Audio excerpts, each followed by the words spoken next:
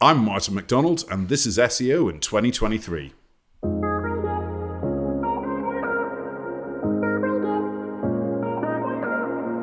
Martin, what's your number one SEO tip for 2023? Well, I think my number one tip for 2023 has got to be that I think we're finally reaching the year now that Google is moving away from the environment that we've had for the last near 2 decades of having 10 blue links on the homepage and moving away from being a purely informational retrieval system to an informational suggestion system. Now, we know this because Discover has been a thing for the last few years, but increasingly, if you follow Barry Schwartz's updates on social media, you'll see all the tests that they're doing where they're injecting additional panels into the overall search results at this point in time. And this has to be a maneuver to try and get back some of that eyeball time that Google have been losing, frankly, to social media, to Facebook, to the Twitters of this world, but also now YouTube is losing to TikTok. So a much richer kind of content-based front end for search results is the one thing that I can see really happening over the next year. And if you haven't got ready for this, if you have got a website that's entirely based on text, if you haven't got good media assets on your website, if you're not using OG definitions for those images, for instance, then you're the one that's going to be losing out, because unless Google's going to be able to correctly define in this knowledge panel that's going to become part of the search results, then you're going to lose your CTR. So, if I was restricted to one tip for next year, it's going to be we need to start focusing on things outside of just the words that appear on the page and looking at the entire kind of multimedia return that each one of the web pages is giving. 2 decades. I was thinking 2 decades. It can't be 2 decades. But I was thinking, I remember back in 1999, and that's 23 years ago, using Ask Jeeves and thinking, and someone else saying to me, you should be using Google. I was like, what's that? I was saying, but 23 years ago, wow. Okay, so moving into information retrieval, from information retrieval into information suggestion, and that makes a big difference from the front-end perspective. But what about where the information comes from? Practically, what do SEOs need to do differently to adapt to this new world? Well, in order to adapt to the new world, we need to have a clearer understanding. And I don't want to use marketing personas in the old sense where we used to make up an individual and then target towards them. But I want people to think more about marketing personas in the individual sense here, in as much that Google has an amazing understanding as to the items that an individual is interested in once they recognize that individual. And we know this because, like, if I open a new tab in Chrome on mobile or now on desktop, I get very personalized, very good Discover suggestions, as will you, as will anyone else that's watching this right now. And they're all going to be entirely unique to ourselves. Now, Google have been experimenting with this for over a year now. And I think this is demonstrating that they've got a very clear understanding as to not only what people are searching for, what the best results are for that individual thing, but also what are the items that people are going to be most interested in. And one of the ways that I like to think about this is actually by looking at the entities that those individual pages or pieces of content are returning through various APIs. Because if you assume that Google are maintaining kind of like a table that defines the interests of individuals that it recognizes, and it's then using that to build the Discover recommendations, for instance, you can see very clearly how it would start to be able to, 1, associate content with what that content's about, and 2, associate what that content is about with whether or not you're going to be interested in it. Now, in order to have your content be surfaced in that environment, and particularly if this way of thinking does make its way through to actual search results, you are going to need to have that kind of rich level of content to be able to compete. So, kind of another way of thinking about this is, if you go back 10 or 15 years ago, we used to get by with having 2 or 3 sentences of poorly constructed kind of Markov chained content on a web page and get it to rank. And over time, those requirements have they've expanded. It became more text, longer text, more unique text, more readable text, better text. Like it's always got harder and harder and harder as the years have gone by. But notice every one of those things was something text. I think that's going to be the big change that we're going to be looking at is Google have the Discover product. They have YouTube. They have this user data, and they have people's search queries. What they've never done is tied all of these things together, but you can certainly see how they would be able to do that to then start taking chunks out of both the Facebooks and the Twitters of this world, but also back at TikTok, because ultimately Google's mission has changed. Now, if we remember back to when they were formed 20 years ago, apart from don't be evil, they also wanted to catalog and categorize the world's information and make it available to a search. I don't think that's their mission statement anymore. I think their mission statement quite clearly is we want to have the most amount of attention or eyeballs focused on us, eyeball time of any company on the internet. And this is the only realistic way that they can leverage their dominance in search to be able to also compete just in the straight attention economy, which is something that they've been losing at to Reddit, Facebook, Twitter, TikTok, et al. For the last couple of years. And while they've tried competing with these platforms kind of in their own verticals, it's never really worked out very well for Google. So I can see them kind of developing something that sits in the middle of all of these products instead and leveraging that dominance on search they have, but by injecting a much richer ecosystem into the search results. And that then changes what we think of as Google now with the 10 blue links into being a much more kind of social media looking environment, but through the rich content that you're seeing on it, tailored to what it is that you're searching for, plus what your interests are. That, I think, is going to be the real fundamental change that we're going to see in search, not just in 2023, but certainly over the coming years.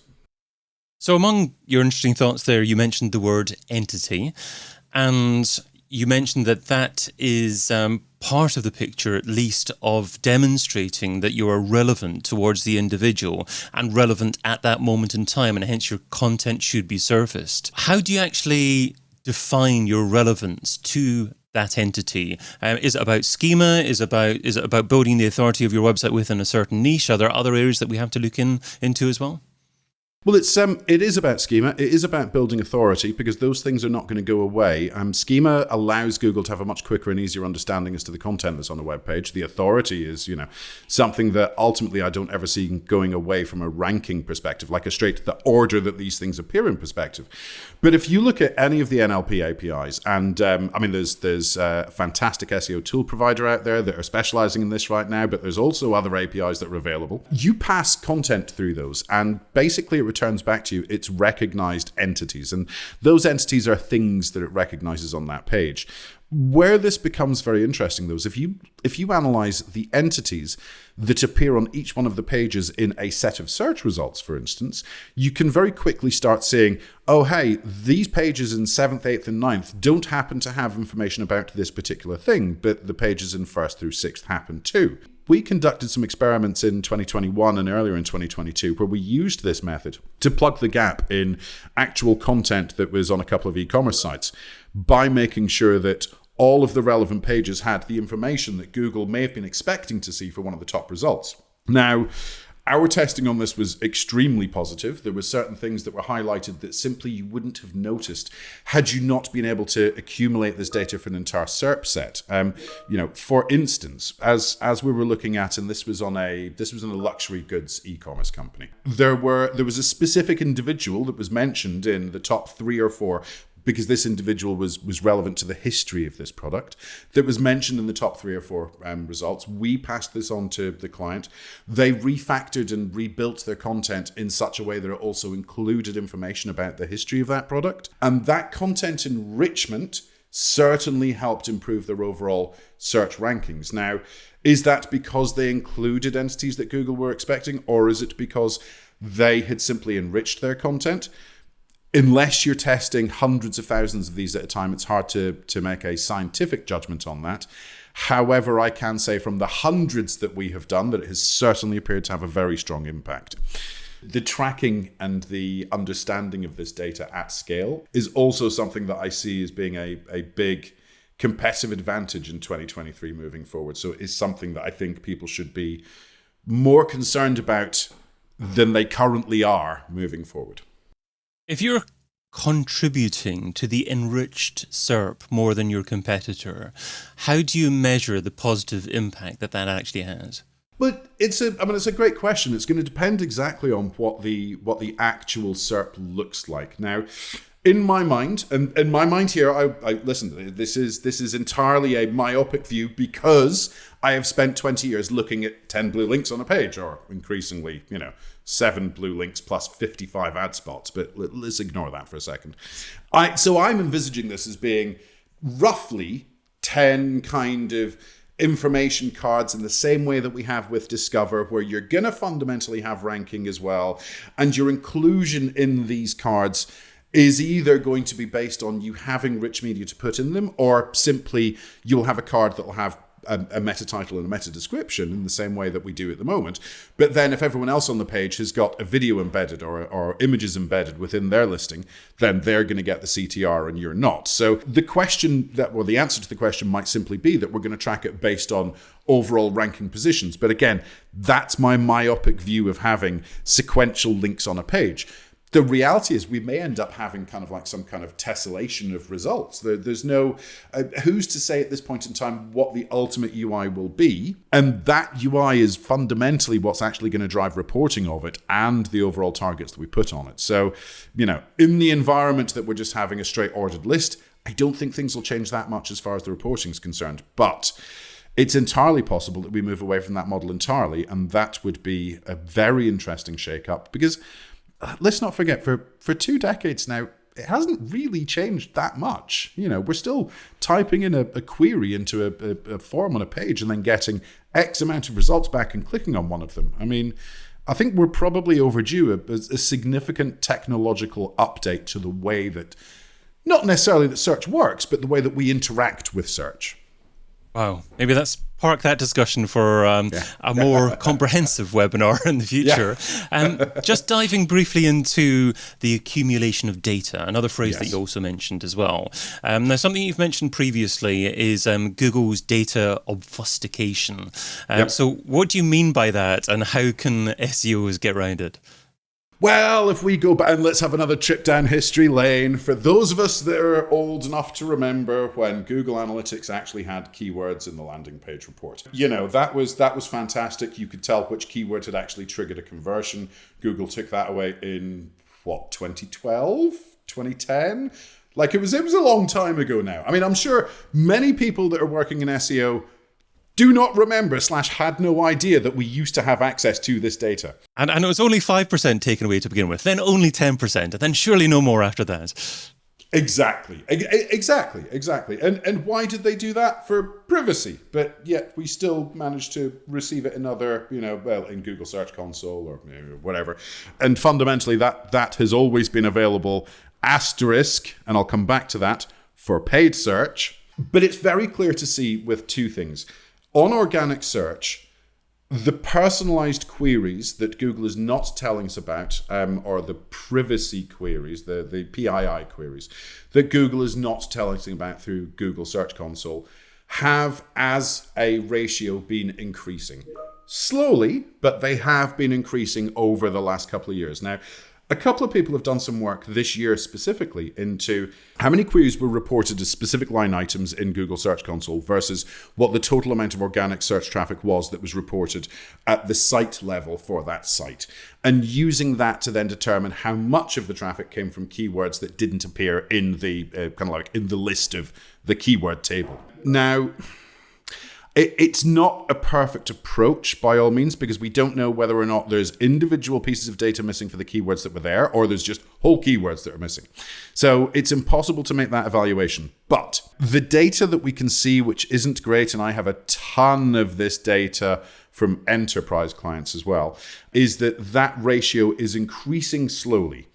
I have seen some people claim crazy amounts, like 40% plus of traffic that they're aware of through Google Search Console not being reported at a keyword level through Google Search Console. It's impossible for me to validate that. I haven't seen anywhere near that. I've seen 10, 11, 12%. But 3 years ago, I was seeing 2, 3, 4%. So even that number has gone up greatly. And also, let's be clear, it very much depends on the kind of site that you're looking at, because if it's the kind of site that has lots of PII data, then it's going to have a much higher share of keywords that it's no longer receiving data on. But that shows the general trajectory that Google Search Console is going. And this year as well, Google have also started removing this data away from their paid search advertisers, which frankly is is a Rubicon that I didn't expect them to cross at any particular point. I always assumed that because people are paying for this data, they would have access to it, but Google have now managed to obfuscate quite a lot of the actual landing page the keyword reports within AdWords that tell you what the specific keywords were in broad and phrase matching that returned the click. Now, that leaves us in a situation where we're ending up working even more blind than we were before.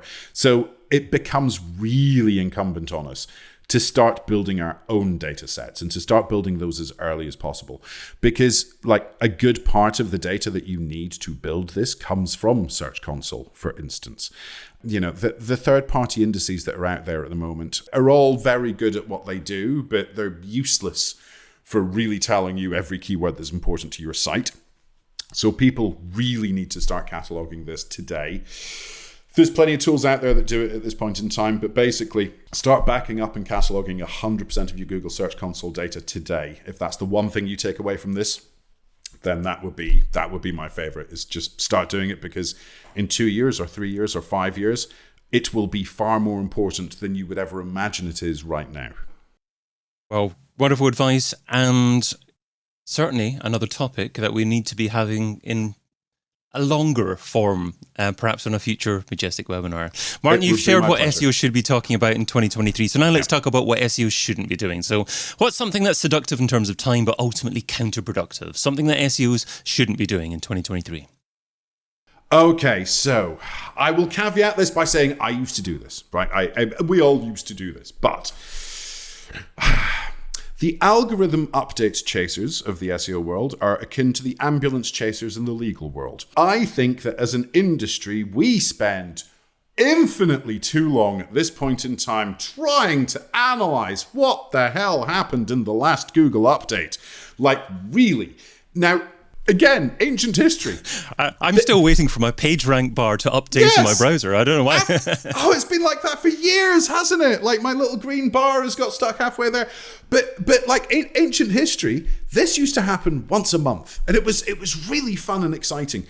And it was like, if you had a good update, the Google dance this was. Like, if you had a good update, it was great because you knew that you were going to keep that number one spot for at least the next 3 or 4 weeks before the next update happened. But crucially, what that allowed us to do was it actually gave us time to try and have a better stab at why things had gone up and gone down, rather than the environment where we are right now, which is you can look at directionality, but you cannot look at individual rankings on individual websites to infer any reality, like on a single unit basis, any reality about what happened in a search engine update. You just can't do it anymore. There's too much stuff going on simultaneously for you to draw any conclusions that you can actually have learnings from and work off them. So on that basis, like, if there's one thing that the entire SEO industry needs to stop doing, it's being, there was a helpful content update 3 days ago. Here's everything you need to know about it. And investing so much time and energy and money into the creation of the content and the consumption of this content that fundamentally means nothing. The helpful content update is a great example. We were told a week in advance of it coming out.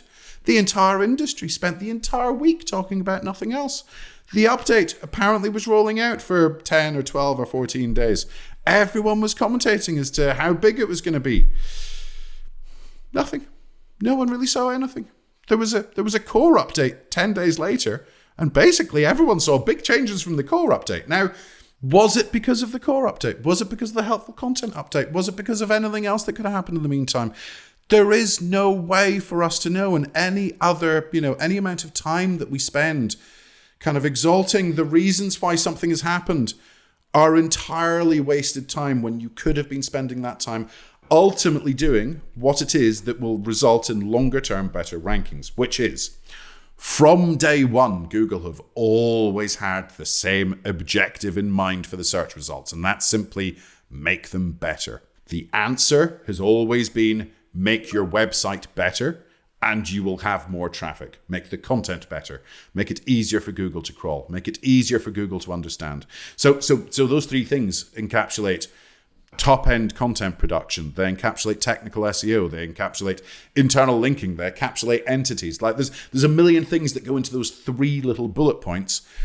But that's what people should be spending time on, not spending time on trying to reverse engineer what happened in the latest Google update. It's tired, to use the way that the youth would refer to this. It's not wired anymore. Or maybe even that's an old statement these days. I'm aging myself terribly. Don't ask me. Martin MacDonald is the CEO at Mog Media, and you can find him over at mog.media. Martin, thanks so much for being part of SEO in 2023. Thanks for having me. Get your copy of SEO in 2023, the book, over at SEOin2023.com.